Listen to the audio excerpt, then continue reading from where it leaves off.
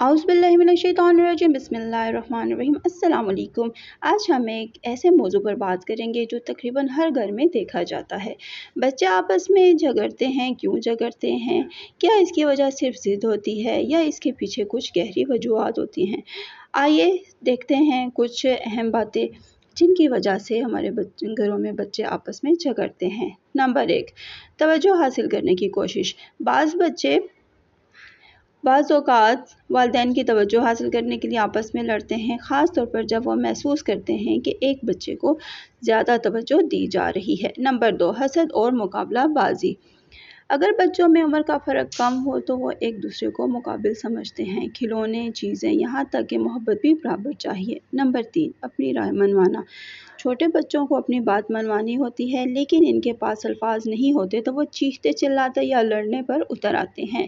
Number 4، جذباتی ناپختگی۔ بچے ابھی سیکھ رہے ہوتے ہیں کہ جذبات کو کیسے کنٹرول کیا جائے، اس لیے وہ غصے یا ناراضگی میں فوراً جھگڑتے ہیں۔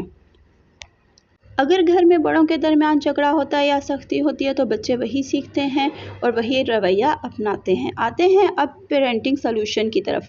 بچوں کی بات کو غور سے سنیں، دونوں بچوں کے درمیان انصاف کریں، غصہ کرنے کی بجائے پیار سے سمجھائیں، بچوں کو جذباتی طور پر مضبوط بنائیں، انہیں شیئرنگ اور ٹیم ورک سکھائیں۔ یاد رکھیں بچے آئینہ ہوتے ہیں ہمارے رویوں کا۔ ہم جتنا صبر، محبت اور توازن سکھائیں گے وہ اتنے ہی پرسکون اور تعاون کرنے والے بنیں گے۔ آج کی ویڈیو اگر پسند آئی ہو تو لائک اور سبسکرائب کیجیے گا اور شیئر ضرور کیجیے گا اور کمنٹ کیجیے گا۔ جزاک اللہ۔ اللہ حافظ۔ اللہ نگہبان۔ دعاؤں میں یاد رکھیے۔